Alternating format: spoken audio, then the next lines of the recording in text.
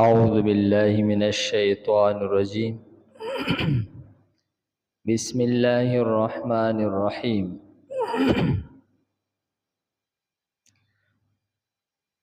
وأنفقوا في سبيل الله ولا تلقوا بأيديكم إلى التهلكة وأحسنوا إن الله يحب المحسنين.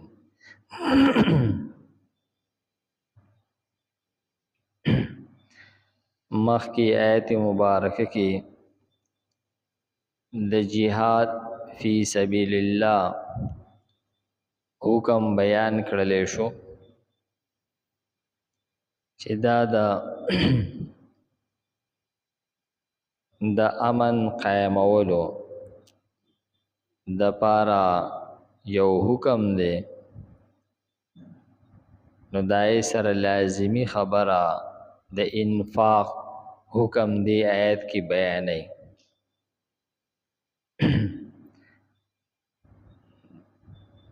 دی آیت د ما قبل سره ربط داره چې مخکې آیت مبارکه کې فرمایل چې تاسو د الله تعالی نه ویریږئ، پرهیزګاری اختیار کړئ. نو د الله تعالی مدد چې دی دا د پرهیزګارانو سره دی. نو دی آیت مبارکه کې فرمای چې اسنه تاسو دا خیال وکئ چې د پرهیزګارانو سره د الله تعالی مدد دی، نو تاسو لازمی اسباب اختیارول پرېږدئ. نو فرمای چې نه، لازمی اسباب به تاسو اختیاروئ، البته ستاسو اعتماد بروسه په اسبابو نه بلکې په الله تعالی وي. نو فرمای وانفقوا او خرج کوئ فی سبیل الله په لار د الله تعالی کې. تاسو چې د الله په لار کې جهاد کوئ، دغه جهاد د پاره چې څومره اسباب دي په هغې باندې خرچ وکئ، پای کې خپل مال ولګوئ. په دې تمه باندې مه کېږئ چې زموږ سره د الله تعالی مدد شامل حال دی، نو موږ تش لاس چې دی هغه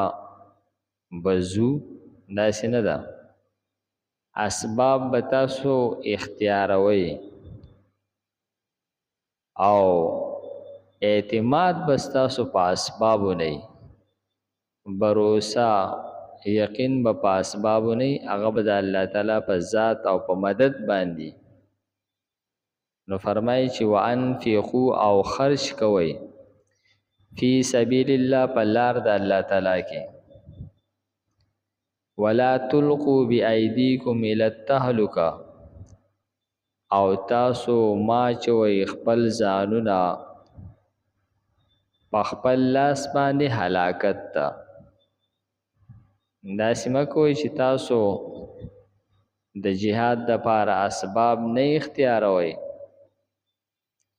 د جهاد دپاره تیاری که تاسو نه کوئ، دا تاسو ځان په خپله وژنئ. دا داسې ده لکه تاسو چې په خپل لاس خپل ځان ووژنئ، چې ته د جهاد دپاره تیاری نه کوې، د جهاد دپاره تو اسباب نه مهیا کې. قرآن پاک کې بل ځای کې الله تعالی فرمایي فاعدوا لهم ما استطعتم من قوه، تاسو تیاری وکئ د خپل وس مطابق د طاقت جوړولو، ومن رباط الخیل او د آسونو ساتلو. یعنی د خپل وس مطابق بتا مکمل تیاری کې، هغه که جسمانی دی که هغه د اسلحې دی او که هغه تربیت دی، دا ټول به ته کې. که ته داسې نه کې، نو دا داسې ده لکه ته ځان په خپله هلاکت ته اچې. لکه چرته چې مسلمانان هغوی باندې ظلم شروع دی او هغه هلاک کیږي دا دغه مسلمانانو خپل ځان په خپل هلاکت ته اچولی دی دا هغې دا معنی نه ده چې مونږه د هغو نه مټور یو او مونږه جو ځان نه دی اچولی مونږ هم ځان هلاکت ته اچولی دی لیکن دا ده چې دغه مسلمانان علن سات په امتحان کې دي نو فرمایي چې تاسو کچری د جهاد دپاره تیاری نه کوئ او په دې کې خرچ نه کوئ په دې کې به خرچ کوئ که دې دپاره تاسو خرچ ونه کوئ او تاسو اسباب اسلحه او ضروري سامان وانخلئ دا تاسو خپل ځان په خپل هلاکت ته غورځوئ واحسنوا او احسان کوئ ان الله يحب المحسنين یقینا الله تعالی احسان کوونکو سره مینه کوي مفسرین فرمایلی دي چې احسان سلوک دا د دې دوا طریقې دي یو احسان او سلوک دې دور کې ورته تصوف هم ویلی کېږي دا یو په عبادت کې دی او یو احسان او سلوک په معاشرت کې دی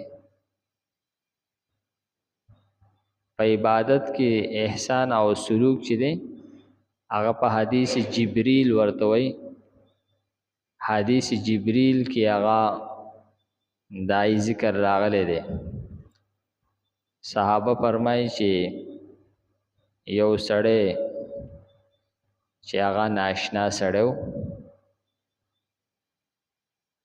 په ظاهر باندې ښکارېدو چې دا مسافر دی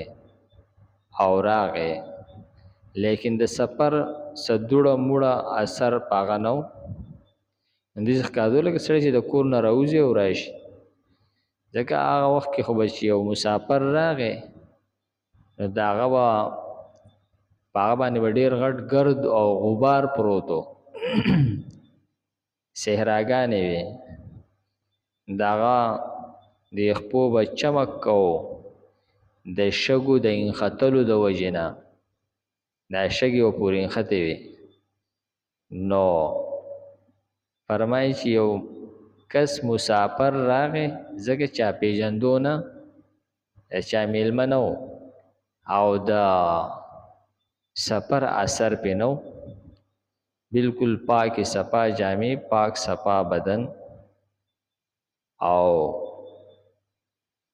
تورې جامې اغوستې وې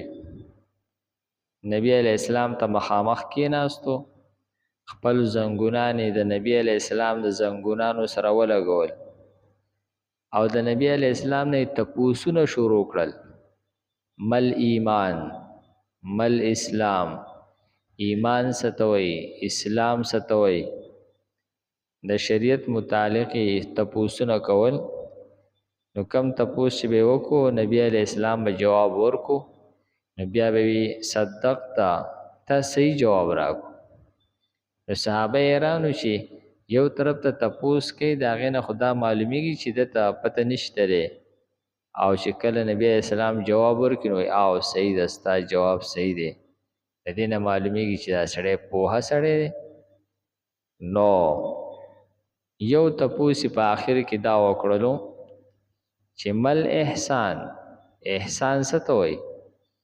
نبی کریم صلی الله علیه وسلم فرمایل ان تعبد الله احسان دی ته وایي چې ته د الله تعالی عبادت وکړي کأنک تراه او ته داسې د الله تعالی عبادت وکړي گویا چې ته الله تعالی اینی او د الله عبادت کې ایاکا نعبدو مون خاص تا عبادت کو نو ستا خو هغه کس ویلی شي چې هغه ته مخې ته سخکاري نو فرمایي چې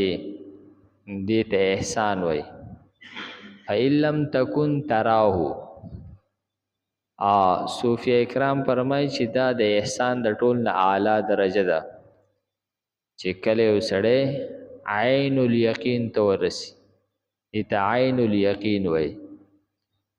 ثم لترون الجحیم ثم لترونها عین الیقین عین الیقین چاته حاصل شي نو عین الیقین چې وته حاصل شو نو هغه دې درجې ته ورسي کأنک تراه ته د الله تعالی د عبادت کې ته الله تعالی ښکاري او ته عبادت کې او فإن لم تكن تراه کچری ته دې نشي کوله لکه ته دې درجې ته نه رسیدلې چې ته د الله د عبادت کې چې ته الله ښکاري دې نشي کوله دې درجې ته نه رسیدلې فإنه يراك نو دا خو بیا دویمه درجه ده او دا اسانه درجه ده دا خو هر سړی کولی شي چې د الله د عبادت کوي چې الله تعالی مایني لاوله درجه خدا ر چې ته الله تعالی اینه او کدا چې ته نشي کولای دې درجه ته نه رسیدلې نو کم سي کم داسې عبادت کول چې ما الله تعالی اینه نو چې کله ته یو کس ګوري او ته عبادت کې نو هغه عبادتوم سړی توجه برابرۍ نظر مخوا دی خوا ناوړي سر نه چورلی را چورلی چې ما ته څوک ګوري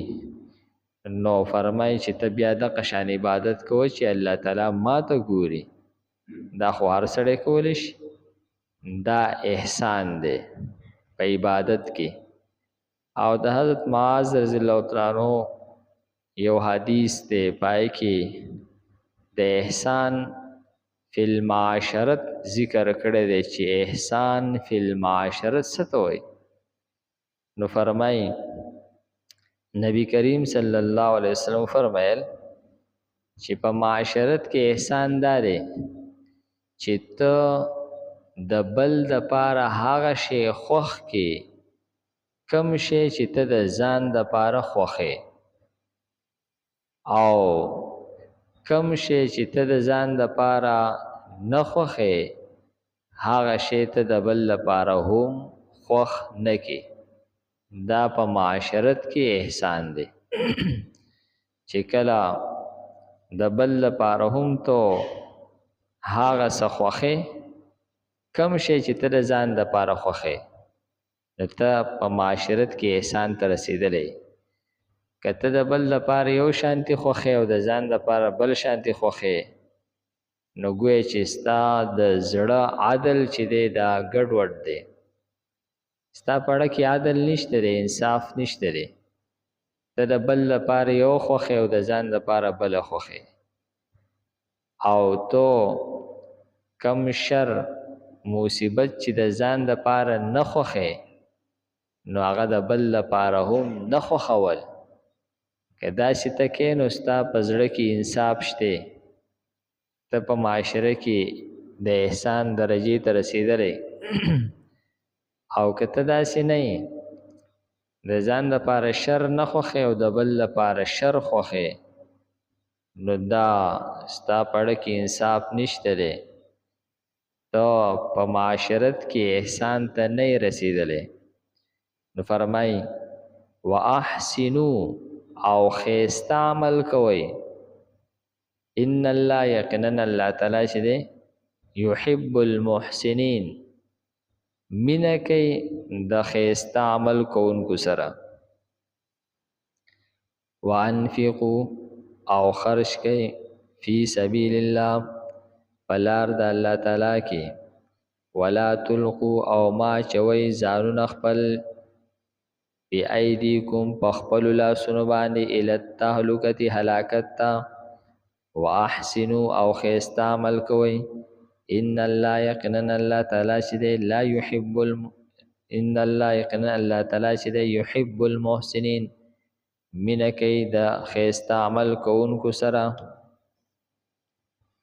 الحمد لله رب العالمين والعاقبة للمتقين والصلاة والسلام على خير خلقه محمد وآله وأصحابه أجمعين پروردگار زموږ دا ناسته په خپل دربار کې قبول او منظور کړي.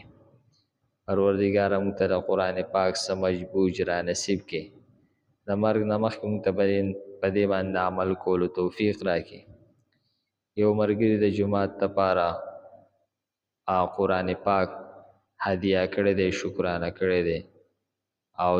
قیدي شکرانه کړي. دعا وکړي پروردگار د دوی دا صدقه په خپل دربار عالیه کې قبول او منظور کړي. پروردگار د دوی د زړه حاجتونه مرادونه پوره کړي. پروردگار مشکلات او مسائل پروردگار ختم کړي. ربنا تقبل منا انك انت السميع العليم وتب علينا انك انت التواب الرحيم.